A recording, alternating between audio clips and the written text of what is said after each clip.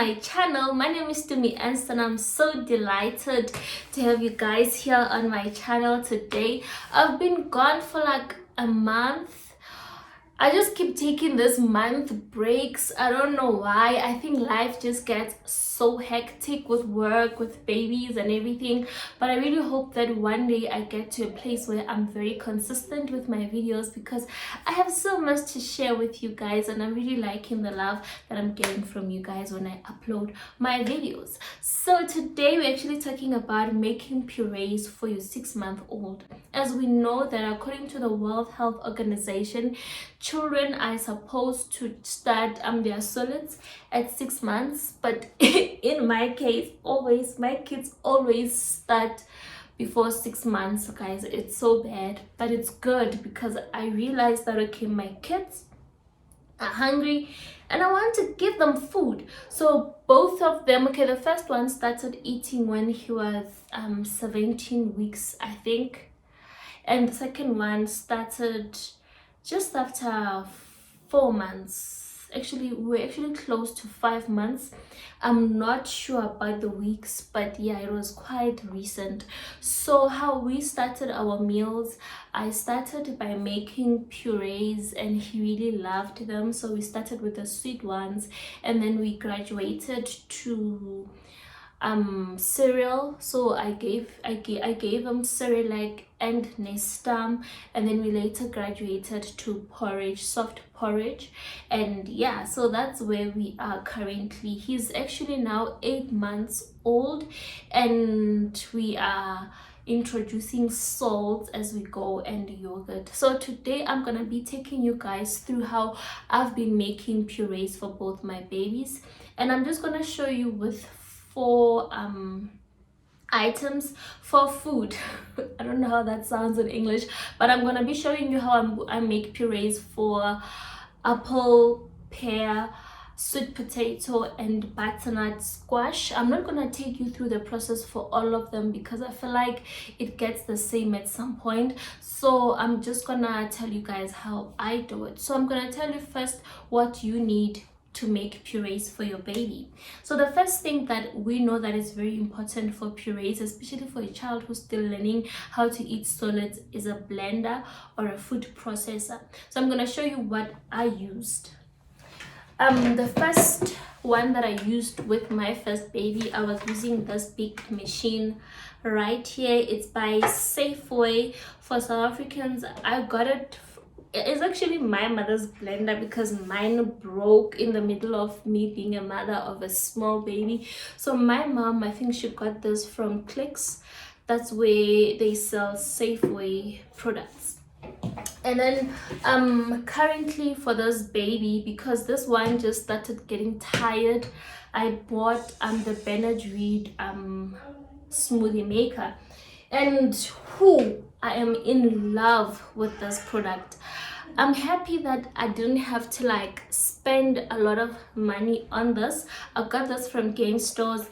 It was very reasonably priced. I think it was less than 700, and it works. It makes the food so smooth. You'd think I'm using the high-end ones, you know. So I'm very happy. So that's what you need first of all. So those are your food processors, and then after your food processors, the most important things that you're gonna need is containers. So I use those containers. I bought them in a set, I think of 6 from, I have 12. Oh, and I've got more from when my baby was from when my firstborn was a baby. So I have a lot of these containers, which just works for me. These containers are the best. I just hope you get to see what's on this container. I got them from Dischem in a set. They have pink and blue. I really wish they had other colors, but you know what, it's fine. I don't know why boys always have to be blue, but that's a topic for another day. So these containers have measurements written over here, and here you can also just write what's inside the container, but I don't use that. But I do like the measurements because you can also store breast milk in this if you are pumping for storage. So they come in handy also when I'm storing breast milk, which I don't do anymore because my baby is now like a bit old and is actually not interested in milk during the day, but that's what I use.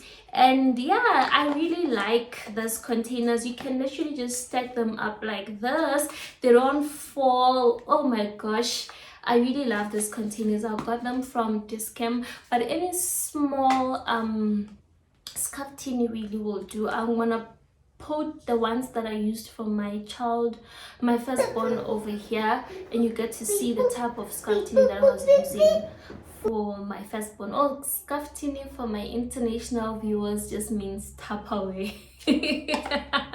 Anything that you can store food in that's got a lid and is plastic. Basically, yeah, that's a South African way of saying things.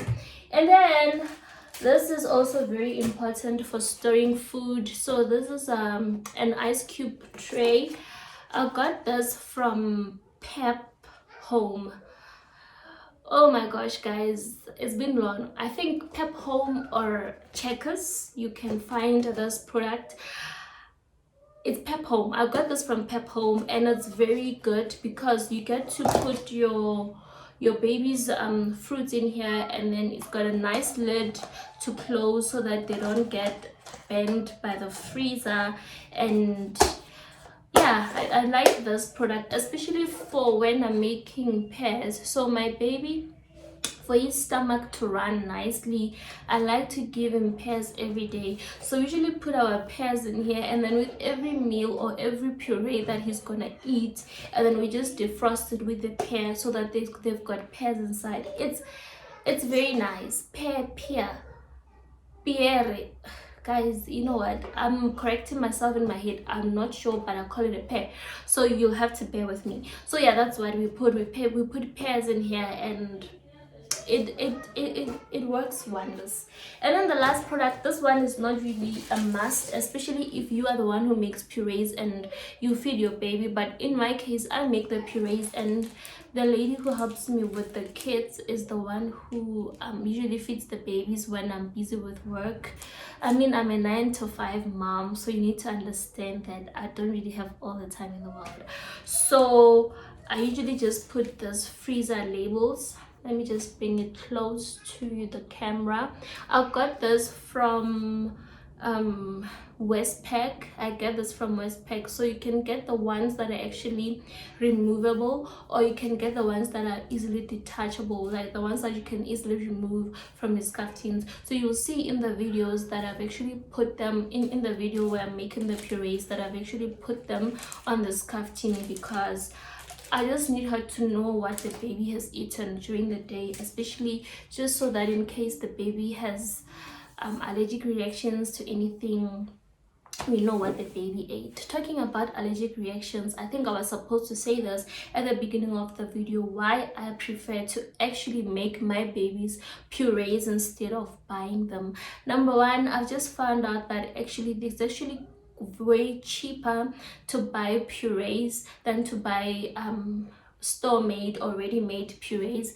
It's way cheaper for me, and gosh, like I just use whatever is in the house to make the fruits, the vegetables, and well, the baby likes them. Number two, I know what's inside the product. I'm not gonna be wondering why is my baby being allergic, or why is my baby reacting this way. I just know what's in the product, and I'm happy that it's plain new veggies. Usually when I serve them, I would mix with a bit of breast milk or formula, and it just makes a very scrumptious meal for my baby. And then the third reason, it's because, guys, as I told you, it's cheaper. But let me just emphasize this. Think about the petrol that you use to go to the store and come back. Instead of just going into your pantry and getting something to make for your baby, pureeing it and then eating it. Obviously, guys, when you puree for your baby graduates in stages when coming to solids, as I said at the beginning of this video. So you don't just give your baby anything at any age. In the beginning, purees that I usually advised are the whites and the yellows, the yellow fruits and the yellow veggies. and the white veggies and the white fruits. So that's what you'll see me making in this particular video. Okay, the fourth reason is also because my baby, the firstborn, was actually prone to allergies a lot, which I think is also another video on its own. So we couldn't really feed him everything that's from the store, so it was very nice to just know what's inside the food that he's eating. I think I've already mentioned allergies a lot, but I just need to emphasize that if you have an allergic child, especially kids with eczema and just allergies in general, you want to know everything that's in their food. I think the fifth reason, to be honest, is because I just have OCD with food. I always want to know what I am eating and what my family is eating. And the sixth point, you know, I like giving bonus points, is because they are quick and easy. As I told you, you literally just go to your pantry, grab a fruit, grab a veggie, and then you make them for your baby. So the other veggies, the other fruits and veggies that I'm not featuring in this video is potatoes, which I actually included at the beginning of my making video, but I realized that they're actually not gonna work because, you know, I'm making a video and it's just too much.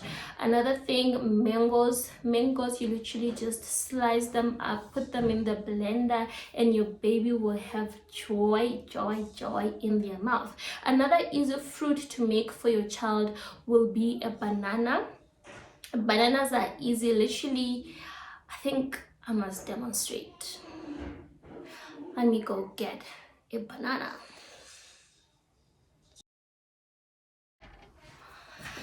So let me show you how you make a banana as a puree for your child. You literally just squeeze it inside the leaf like this. Is it a leaf? Inside the cover. So you just squeeze your banana and squeeze it like a lot. And then after that, you're just gonna cut it here and put it into your, sorry for that, into your container, and just make sure that it's nicely smooth so that it doesn't choke your baby. But at least banana is soft, so your baby wouldn't have like a hazard if they swallow something that's not good for them. So in this video, I am preparing pears, apples. Sorry, I was running down the stairs to get a banana. And I'm not gonna cut this part out. I'm just catching my breath. So in this video, I'm making a pear, I'm making an apple, I'm making potatoes, I'm making sweet potato, and I'm making your butternut squash. If you're in South Africa, you know we call it butternut.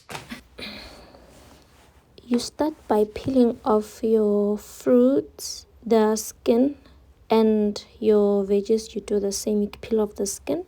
When you're done, you remove the edges of your fruit, the top and the bottom. That's what I'm doing here.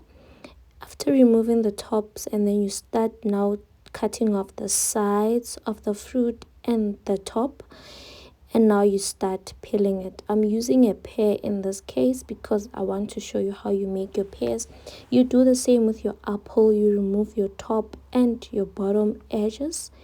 Afterwards, you just start chopping it up like I'm doing in this case, and remember to remove the seeds and all the residue that might be coming off the fruit, because you don't want your baby to choke when they are eating the purees, especially if the blender doesn't blend such things as they are so hot. And then in this case, as you can see, I am chopping my apple up, and when I'm done, I have my butternut here nicely chopped and skinned, my sweet potatoes. I have my potatoes, which I actually didn't cook in this video, and I have my apples, and to end it all, I had my pears, which I'll be showing you how to make. So your apples, when you cook them, you just boil water and then you put them in a pot, and then you boil them on a stove. When you're done boiling them, then you just put them in a bowl to cool down before you put them up in a blender. And when now they have cooled down, you put them in your blender or your smoothie maker. As you can see, in this case I'm using the Bennett Reed smoothie maker, and then you just blend them just like that. And now when you're done blending them, you start to bottle them. So in here I've bottled all my fruits in my blue containers that I showed you at the beginning of this video, and I've named or labeled my containers so that the next person can be able to know what's in the containers. And I use these glass containers for when I'm making food for that particular day. I just like fancy, but you don't really have to do that. As you can see, our food is nice and smooth. Alright guys, thank you so much for watching till this far. Remember to subscribe, to like, to comment, and I will see you on no promises. I'll see you next time. Goodbye.